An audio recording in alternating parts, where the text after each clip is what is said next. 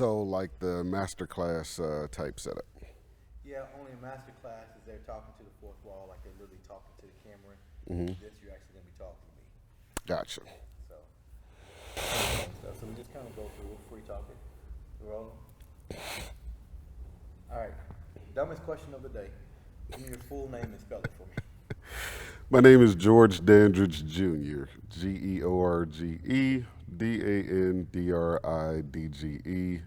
Jr. So what would you say your title is? I am an enrolled agent. I am also the president of Dandridge Investment Group and the senior tax advisor for Elite Eight Tax and Financial Services, as well as the host of Boss Talk Radio. It's a lot of stuff right there. So tell me about your investment group. Dandridge Investment Group is really the parent company for all of the different components of the company, which houses Elite Eight Pro Tax Solutions, which is part of the entity that helps train people that's getting into the tax profession. Elite Eight Tax and Financial Services, which is in addition to tax representation, getting taxpayers out of trouble. We also offer payroll, bookkeeping, entity setup, and coaching and consulting for businesses to help them not only be compliant in the way of tax and operations, but also to guide them into operating in the black. Cool. So we say entity setup, talking LLC, C Hmm. corp. Okay. Um, so what do you think is probably the biggest misconception or misunderstanding around the tax industry or personal taxes, even as it relates to business taxes? The single biggest misconception, that's a great question. I would have to easily, hands down, say that filing a tax return is equated in the minds of most as a tax refund. And people don't seem to make the connection as to what and why they're getting a refund. This is an area where tax planning should be essential because when you take a good look at tax planning, a good tax planner will put you in a position where when it comes time to file your taxes, give or take a $500 swing paying or a refund is where you want to be. When you're getting these demonstrative size refunds, it's usually a result of overpaying throughout the year. And if you've ever had a point in time during the course of any calendar year that you could use some extra money, chances are you've paid it out in taxes. Now, that's separate from the refundable credits, but even that can be calculated going into a year or whatever so that you do set your income, your taxable income up to where you're minimizing your tax liability. But the market for the tax return industry is usually geared toward saying getting the biggest refund, the max refund. And this mindset has perpetuated over the years to where people equate quality tax professionals as people that can get them the largest refund, when oftentimes it's just the opposite. So let's double down in that. So we talk about tax strategies, and you have the tax preparer, right, versus the one that's going to help you with tax strategies. So you mentioned the term that you said was tax planning. Hmm. Right? So high level, explain to people what tax planning is about. Well, with tax planning, basically what you're going to do, and let's take business outside of that equation. Let's say you're filing your taxes, you've gotten out of college, you got this great job or whatever, and you do this first return and you get a mega refund. You know, you have a new life, wife or husband, just had a kid or what have you.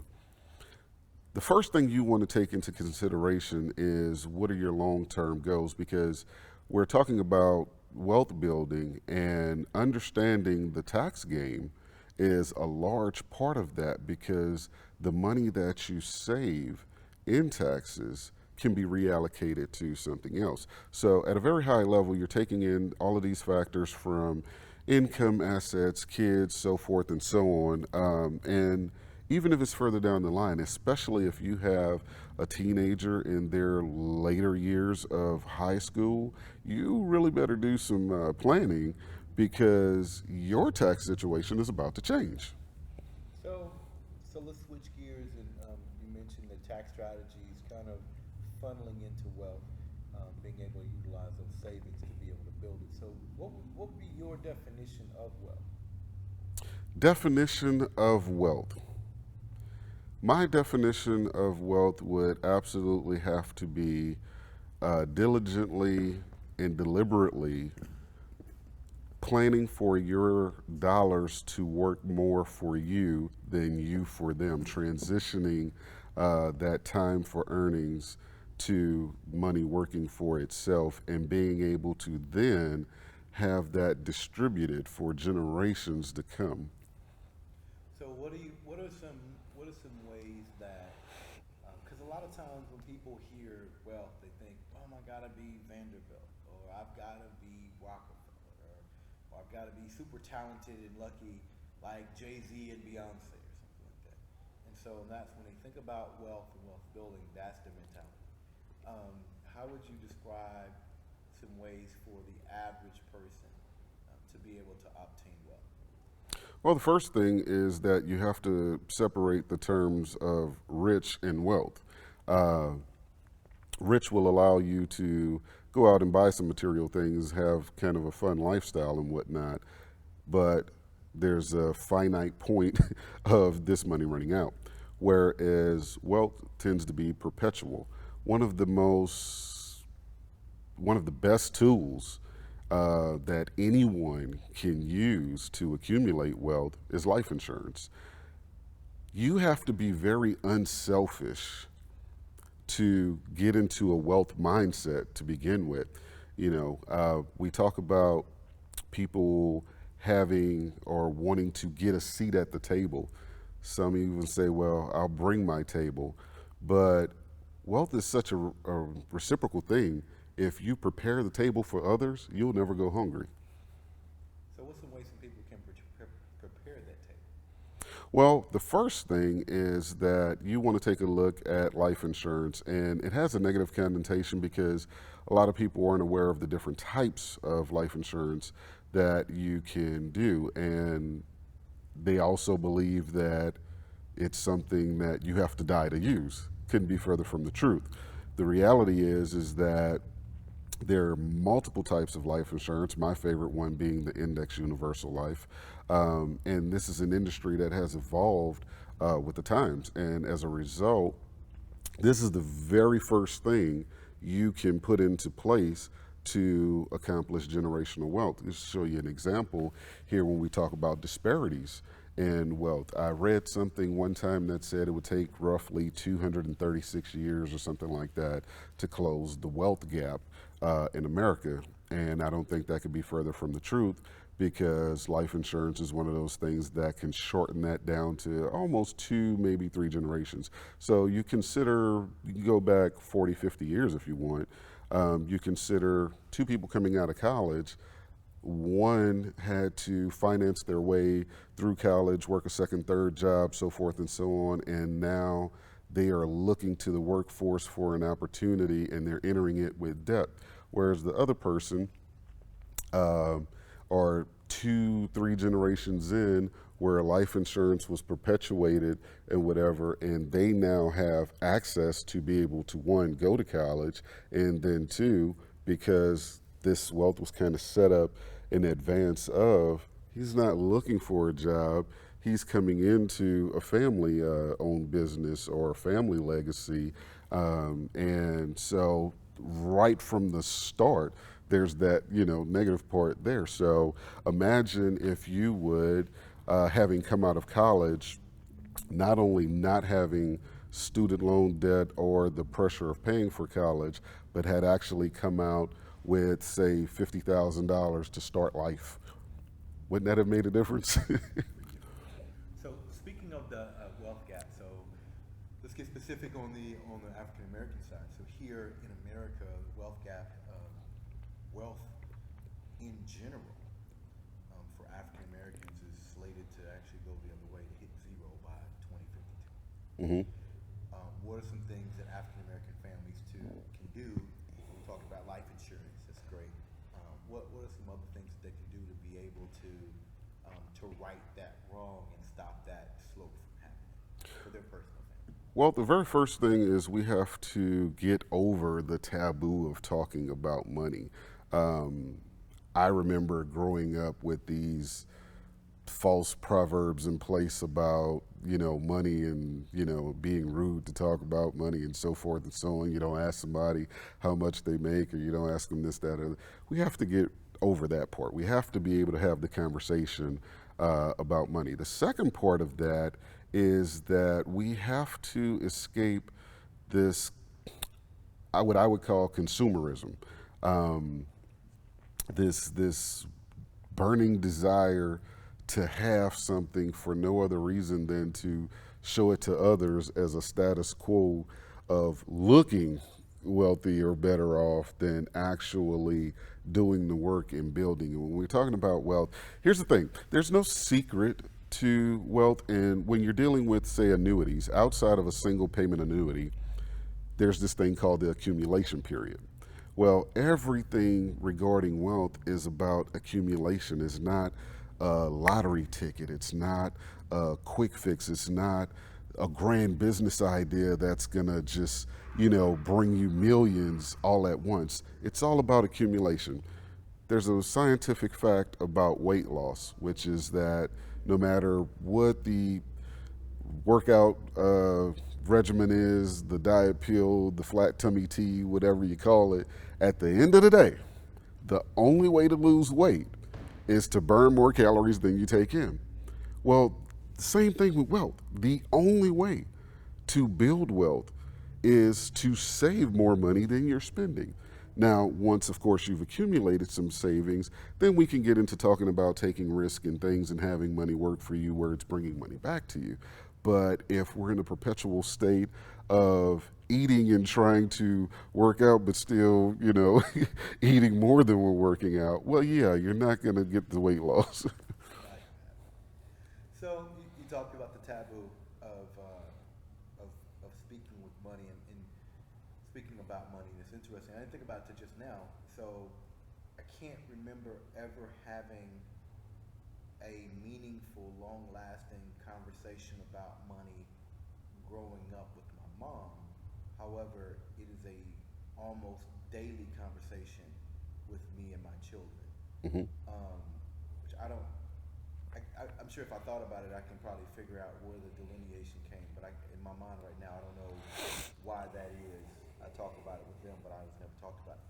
So, what are some strategies that you've seen in the past, or just some advice that you have for people who may have grown up, not like me, like not having a conversation about money, and then transferring to a person like me who's having conversations all the time with their children about money. So what would you say, what's some advice you would give people to do?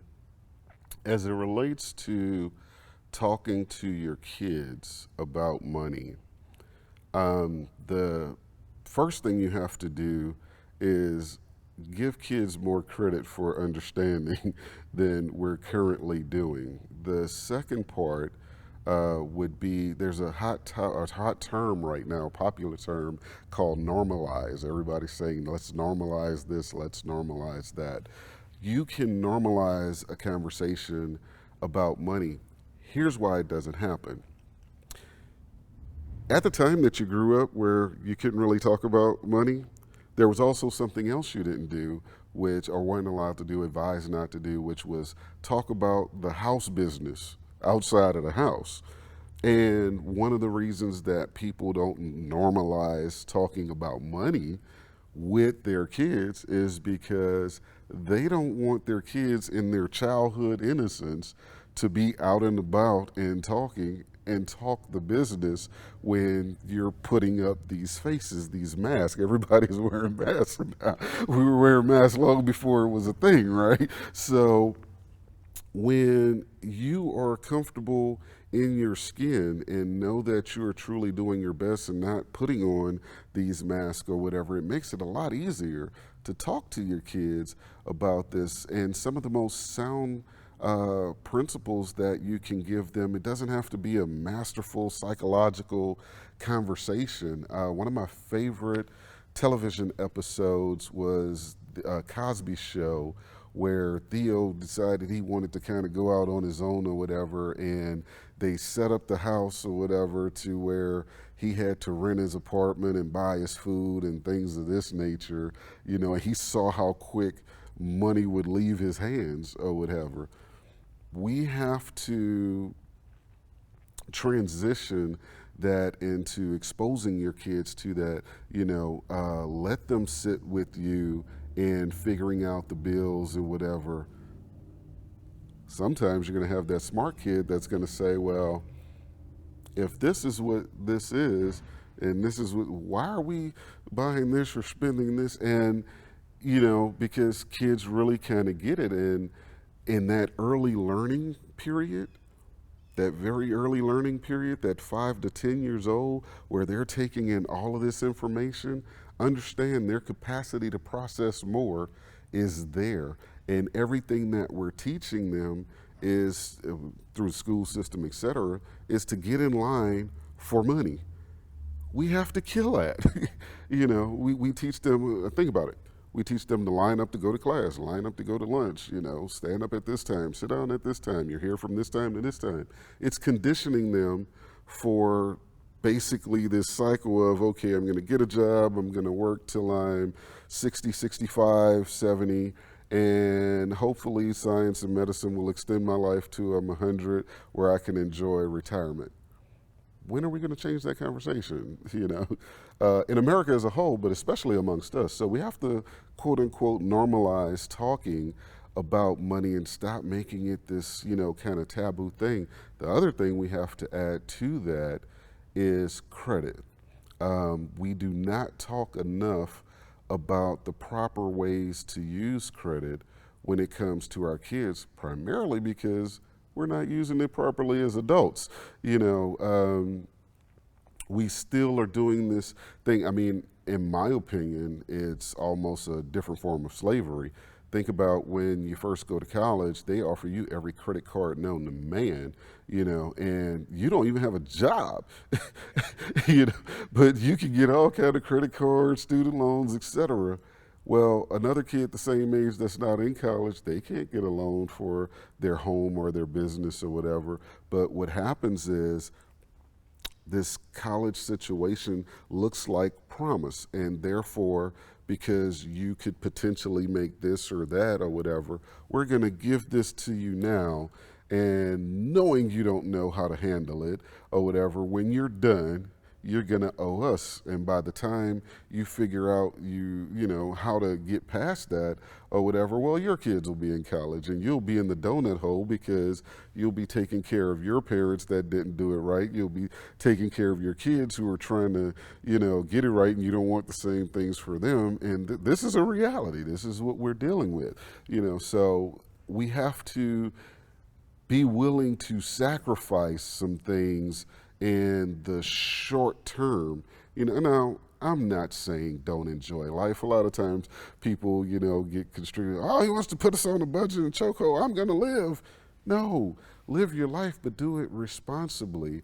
Leverage credit for income, not for vacation. Now if you want to raise your credit score by using this credit for vacation, but the money is there and you're going to pay it off, hey, by all means. But we have to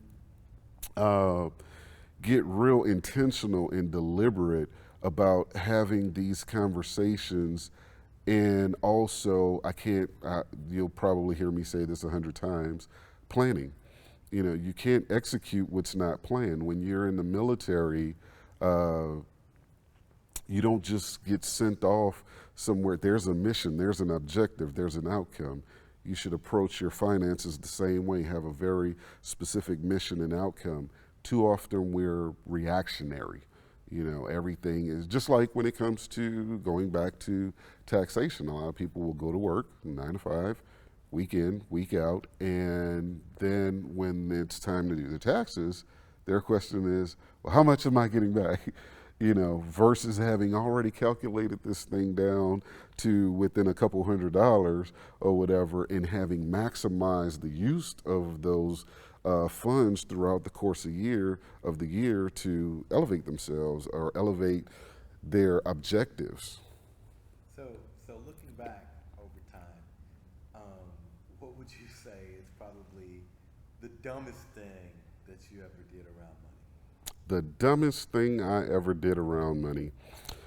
Um, it's a real easy one for me. I can list about 3 or 4 or 5, but the dumbest thing I've ever done with money, I was uniquely positioned in my very early 20s to work with some financially affluent people, and I'll leave that detail there as not to make it evident. But as a result, I had a lot of money come my way. And one weekend from Thursday night to Monday morning, I spent right under $20,000. And there was absolutely nothing to show for it but some clothes. A lot of memories, great time, but there was, and when I think about how that money that I spent in 4 days could have really impacted my life, I get sick every time. I feel you, man. I remember when I was young. Um, people know like Verizon and AOL and all of that, like your internet providers. Well, me and a couple friends owned the only black-owned ISP in the country back in the '90s, and there was some other stuff that I was doing. Man, I think I made like 850,000 that year, right? Man, I probably spent 851. Like, man, and at the time, the way my life was set up, I didn't have to pay for nothing. Hmm. Like I had another company that I was contracting through to pay my rent on my place. I literally had almost zero financial obligation. Hmm. I could have easily stacked at least $800,000 in the bank, Hmm. like probably more, with no issue, no problem, no change of nothing. Right? Hmm. Just stacked in the bank. Didn't do that. Right. 50 gold chains and get ignorant, man. It was just crazy.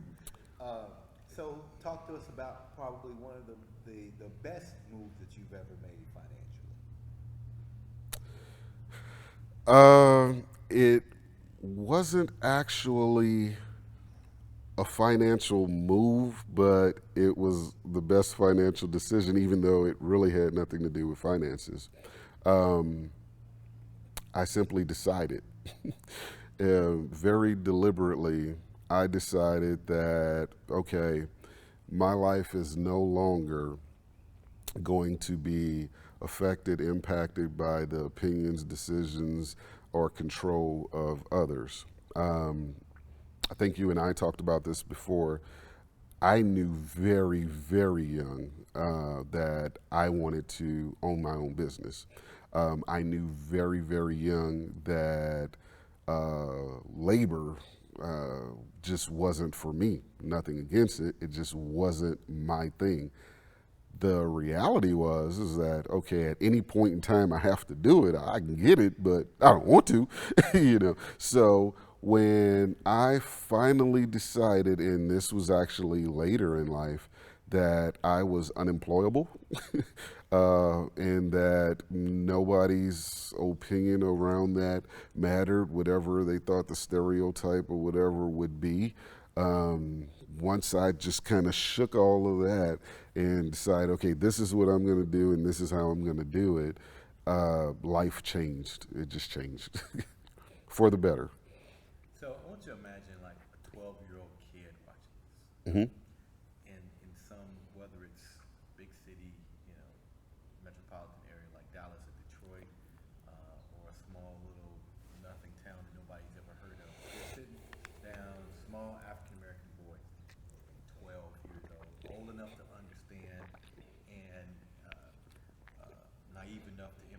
without fear. Hmm. Right? What advice would you tell him at 12? At 12, I will tell you that you right now are your essence. Who you are right now will always be with you. Experiences will mold and shape some of your decisions. Influences will mold and shape some of your decisions. But you right now are at the core essence of yourself. So the best thing that you can do for yourself is understand that those thoughts that you are having about greatness, they're divine. They were put into you from a higher power. Everything that comes at you to the contrary, understand that the vision wasn't theirs. They may not be able to see it. Tune that out. And whatever those thoughts were, I can't explain the power of writing something down. Oh my God. So write down those, no matter how crazy you think it is, write it down. Visit it occasionally and ask yourself this. I actually have this in my office. Is what I'm doing right now consistent towards where I want to go? And this will help you stay focused because, I mean, you're young. There's a lot of things that's going to pull at your attention, vie for your attention, etc. And that's normal. But the greater plan, that's, you have to keep that in front of you so you don't wake up one day wondering how you went so far off course, you know. Good deal. All right, so now let's double down into. We're going to expand a little bit, but still stay in the area of black wealth. Okay. So in America, I don't know, anywhere between 35 and 50 million, depending on how you count, right? Across the world, 1.2 billion black folks. Hmm. Would you say that black wealth is important in general? And if so or not, why or why not? Do I think black wealth is important in general? It's a necessity. It's an absolute necessity. And here's what I'll lend you to proof of the necessity. If it wasn't, why are there so many grand efforts, be it systemic or otherwise? Why are there so many grand efforts to eliminate it or cut it off or even program the minds of young blacks across the world to think that either they can't achieve it or that they have to be someone else to achieve it? Nobody makes that much of an investment in something that's not important. That's a good answer. That's the answer I gave with voting. When young people ask me, why should they vote? And I ask them, why do you think there's such an effort to get you to not vote? Exactly. Why would people spend their time, money, effort, dollars, everything, and mentality, pass laws if it wasn't important? Right? Why they would just do nothing Hmm. if that was the case. That was a good answer. That was a really good answer. So, like I say, back 1.2 billion black folks on the planet, which most people have never heard that number. That's a lot of people. That's a lot of people. They I don't think people want us to know the numbers that we have. But let's take it down from the 1.2 billion and take it down to one family and explain, in your opinion, what wealth does, having wealth does to an individual black family. My opinion of what wealth does to a black family. Well, I want to think about that one. Because when I think about wealth, I'm thinking across generations, and so when I bring that to a family unit, I have to say that we have to address some things within our families.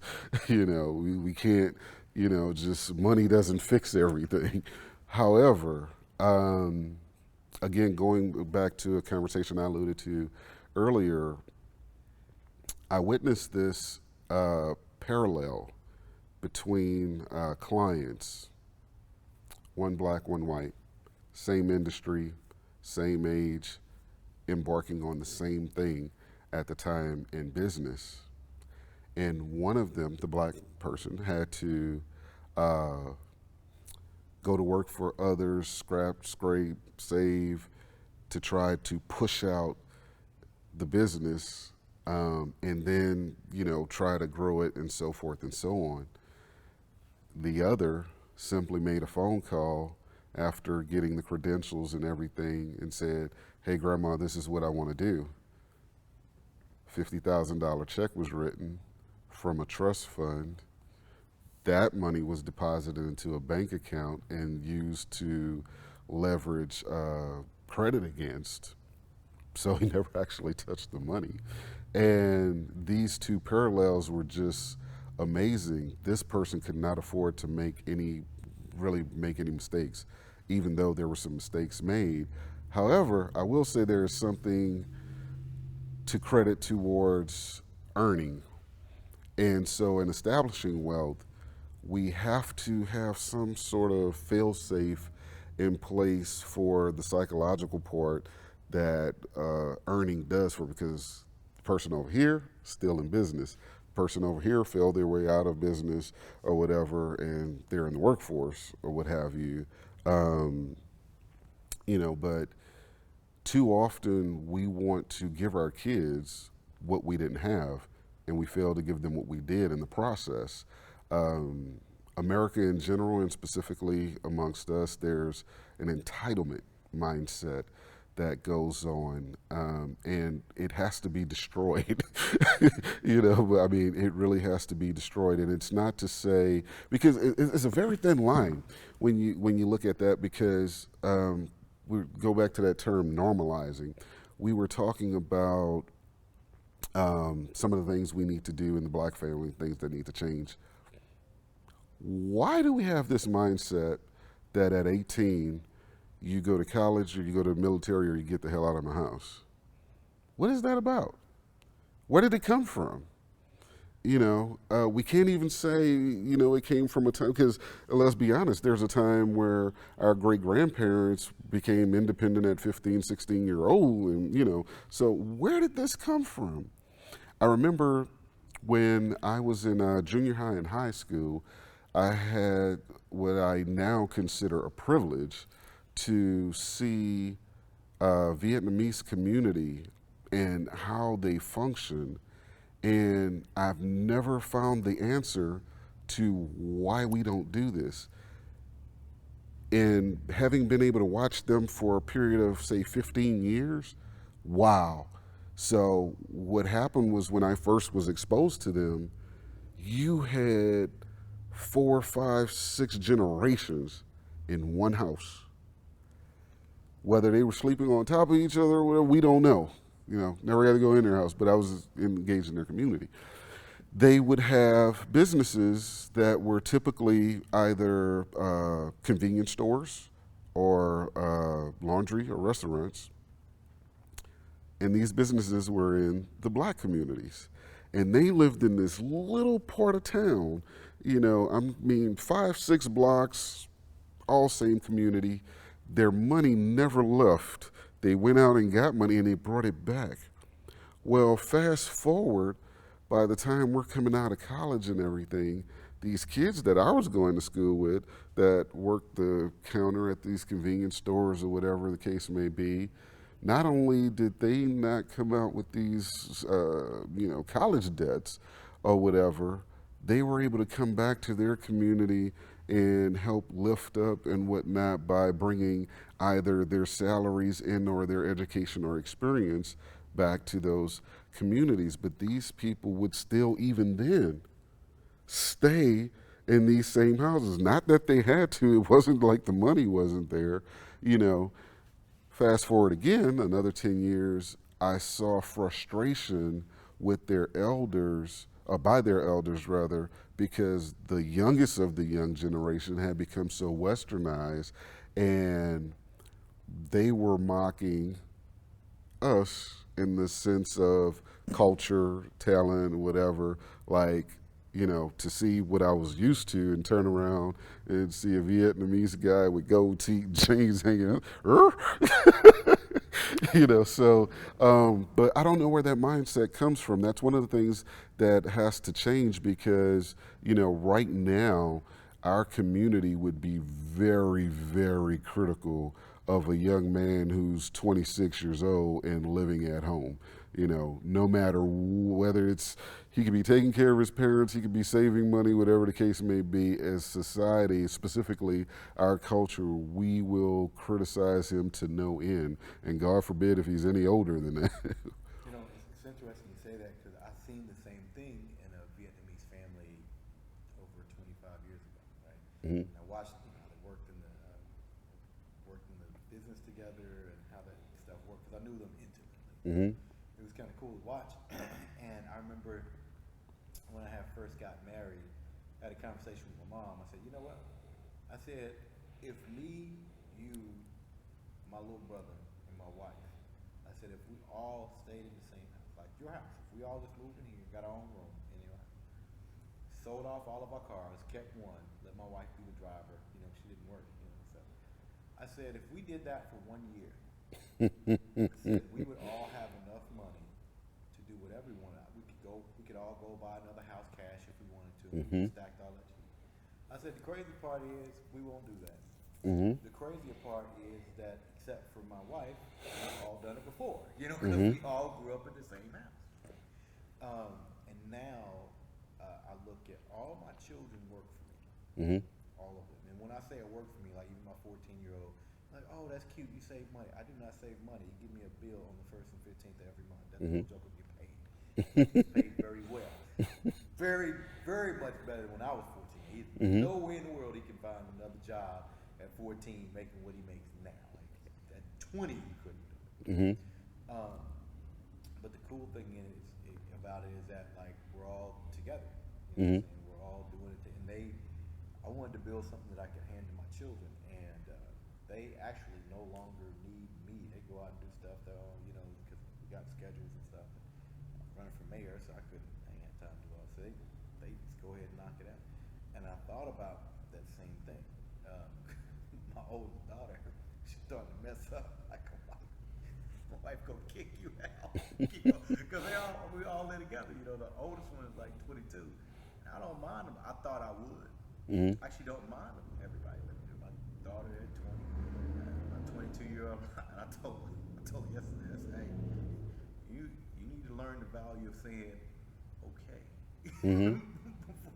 You can't win an argument. You're gonna end up on the street. Because having everybody there is saving money. Mm-hmm. Because you're gonna be somewhere else paying them $1,000 a month to be somewhere. Right. You might as well be here and saving $1,000. It's interesting you say that because I brought up this same, almost verbatim conversation immediately after Katrina. Found myself and my then wife, my mom, my sisters, their spouses, all in the same city in Houston. And due to the employer I had at the time, they were going to pay for my living or whatever for whatever size necessary for 3 months.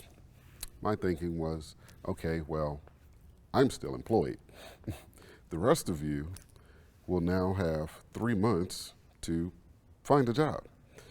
Most of you have skill sets. There's little kids involved. It's like my mother at this point, she doesn't need to find a job because you know what daycare costs these days? She can be at home taking care of the little people, which she would love to do because they're grandkids. She's crazy about them, right? And I said, hey, we do this for a year, household expenses I'm talking about would have come out to less than $2,800 a month. And everybody's, 6 adults gainfully employed or whatever. At the end of a year, you could do pretty much whatever you want. And nothing other than pride and this phallic need for my own space or rules or whatever stop them from doing it. Um, we don't do well with group economics or community economics, and how can we do that on a mass level if we can't do it within a household? So one of the things that is awesome about what you're doing is that when it comes back to like you and I in the time we grew up, we didn't see us. We didn't see the stuff we're doing. Not to say that it didn't exist, but it wasn't as common. So one of the things that is probably the single most powerful thing, that despite all your other accomplishments, your kids got to see you do this. Then not only did they get to see you do it, they got to work with you side by side with it. You have an expiration date. And there are lessons that are being taught daily, a lot of which you don't even realize you're teaching, because you're going about the business of trying to be successful. You're trying to teach as a parent, but the greatest lessons they're learning is just watching how you move and how you interact with people, your relationships with people, money, business, etc. And whether they say, hey, great, I learned this, it's getting inside of them, and when that expiration happens, oh, there'll be a conversation one day around a Thanksgiving table. Y'all remember when Pops used to do this? Or they will get to a point where a life decision is necessary, and everything that they've seen you do will remove the ambiguity from that decision, and other people will try to figure out, well, why can't we close them on this idea? Why can't we make them do it this way? Because this is not something my dad would have done. Right. Deep, we had a conversation the other day because, after now the election is over, I'm like, okay, now I want to focus on one particular part of our business. It's doing well. I mean, it's not an issue. But when I was focusing on it, it was doing a lot better. Then I had to do some other things. So I'm like, okay, now we're going to do this to get it back to this point. And so when they did the numbers, and this is just, and I own 5 companies, but this is just one part of one company. Mm-hmm. So, and it's the part that most of them are involved in. It's where most of their money comes from. So, mapped out the plans, to get back to this point, da da da. And when you did the numbers, like that's $1 million a year. Right? Mm-hmm. And I didn't really think much of it. Putting the plans and stuff together. It's like, okay, this is how we're gonna do it, and let's begin implementing, and da da da da. And this is on the conservative side. Mm-hmm. And afterwards, I went back and talked to my wife. I said, something just dawned on me. Like, we just mapped out a way, for our kids to make $1 million, and nobody blinked. Like they did. Mm-hmm. It was just like this is just an everyday thing. Like that never would have happened. First of all, I wouldn't have at 14, 15 years old. I wouldn't have believed it. Mm-hmm. Like that's pie in the sky thinking. So that's not the case. And if I did believe it, I would have been all kind of ways excited about it or something. Mm-hmm. Like, man, they were just not phased at all. I was like, yeah, that makes sense. So we're gonna do X, Y, and Z. I'm like, yeah. It's that hot term. It's normalized. It's normalized. It didn't even hit me till later that night. I'm like, wait a minute. Mm-hmm. Like we just talked about handing them $1 million and nothing. Mm-hmm. That's just what's supposed to happen. Anything else you want to add? Ooh, gotta hit me with a question. I can talk for days on different stuff. So here's a question for you. So when we talked about the black family and the where they are and where they need to be, and so in the middle there's this gap, Mm-hmm. right? There is this catechism. There's the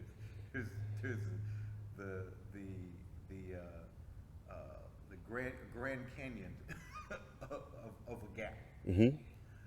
What are some ways? Because what are some ways that families can begin to bridge that gap between where they are, whether that's hand to mouth, month to month, or week to week, or week before the week living, to obtaining and setting up true generational wealth? Even if it's not done in one generation, what are some things that they can start doing to begin to inch close that gap? Well, the first part is what you just said, that you have to be unselfish enough to realize that it may not happen in one generation, but it will never happen if you never start. That's the first part.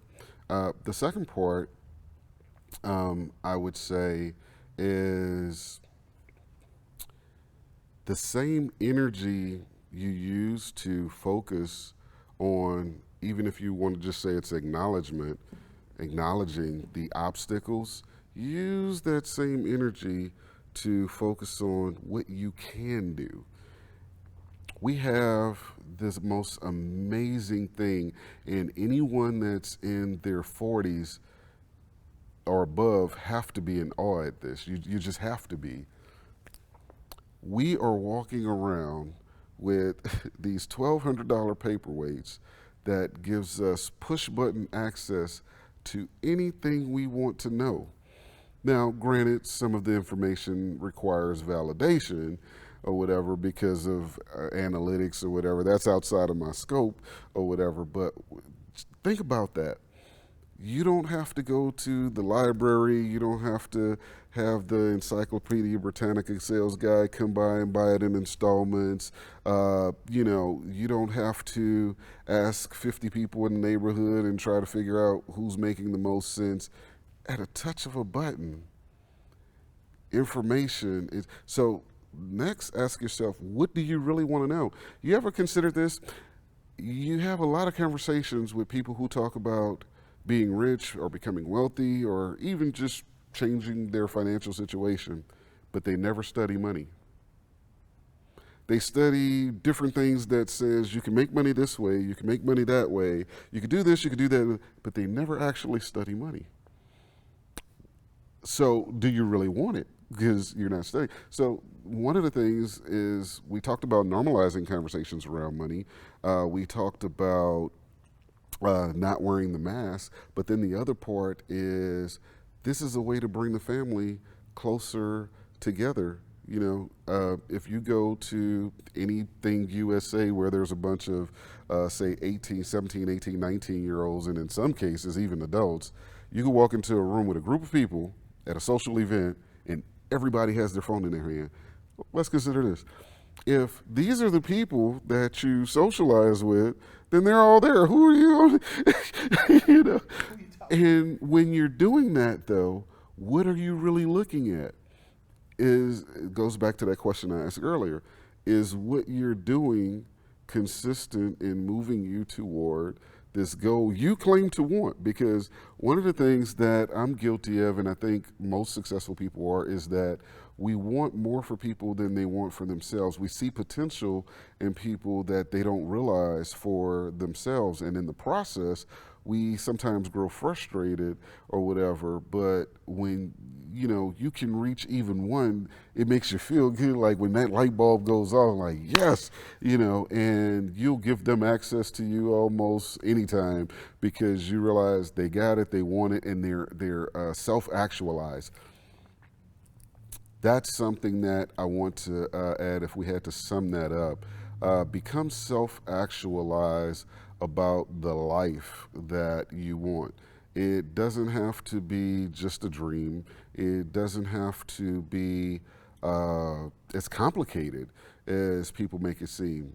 You have to accept that you won't wake up tomorrow with it, but if you do the work, and break the traditional thought of what work is, like really figure this out for yourself.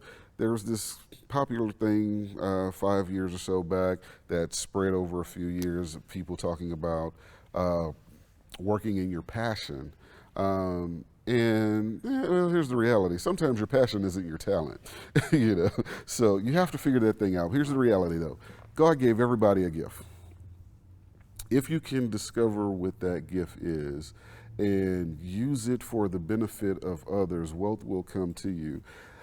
That is as simple as I can put. Now, here's the thing. Once it comes to you, Now you need to know what to do with it, because the old saying is, if you don't have a plan for your money will have a plan for you. you know, and it's easy come, easy go.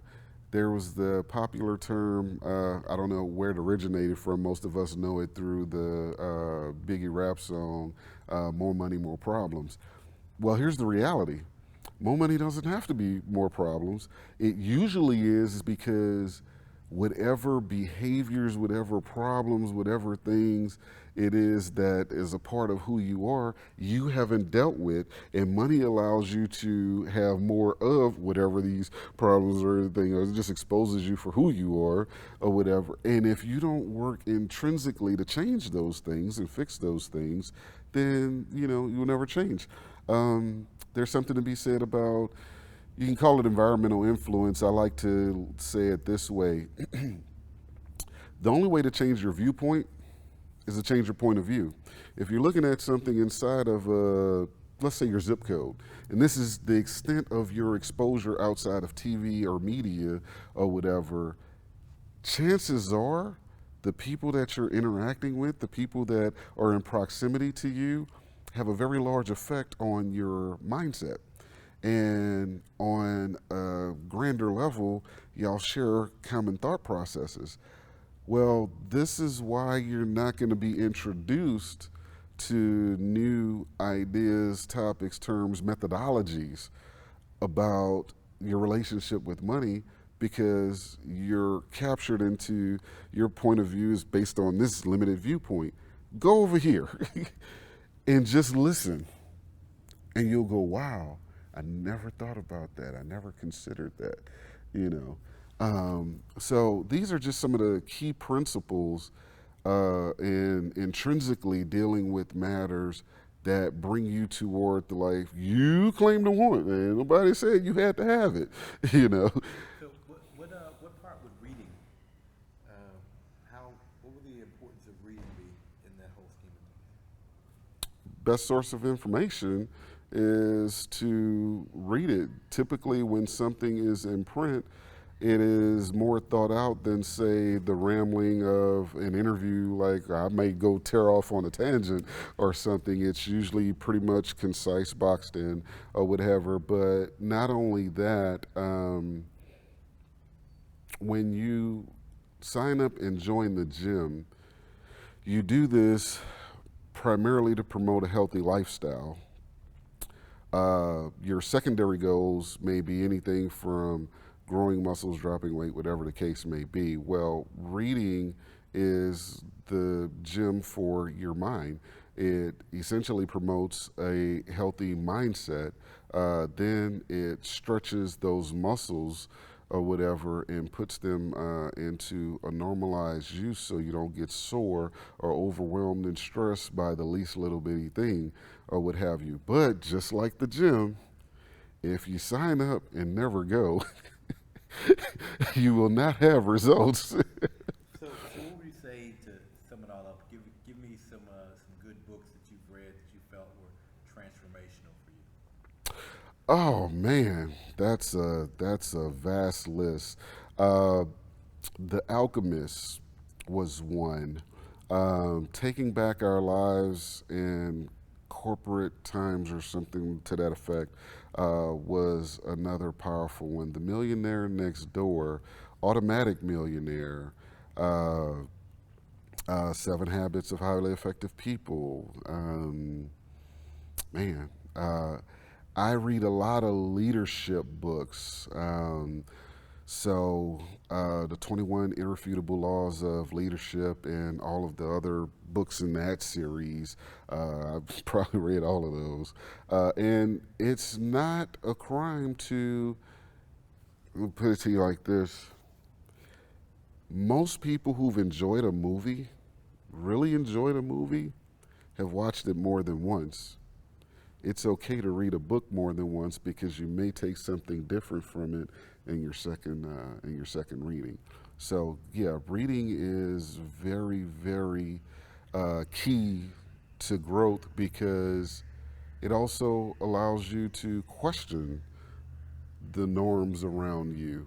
because it's the, let's say you don't have the financial resources to change your viewpoint.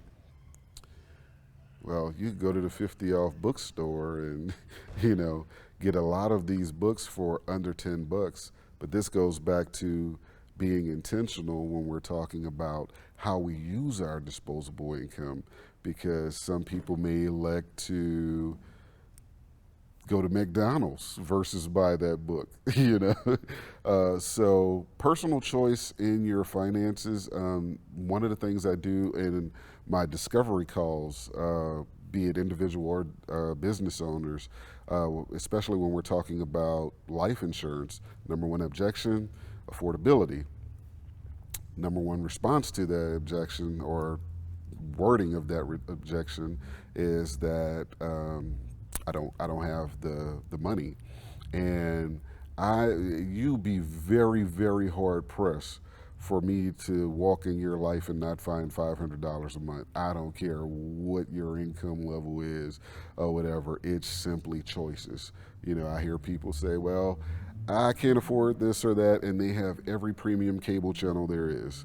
Well, here's the thing. You can only watch one channel at a time. Most of this stuff is able to be recorded. And again, if you're spending that much time watching television, are you really being intentional toward what you're saying you want? It's, you know. Right. Yeah, I don't have any paid TV. I don't pay that. I like it, and I didn't realize this, man. People were paying like $200 and $300 a month. Easy. I'm like, man, that's $3,600 a year. Like on what? Like, Mm-hmm.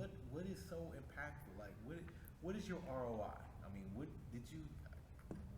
I make movies for a living. Mm-hmm. Okay, that's what I do for a living.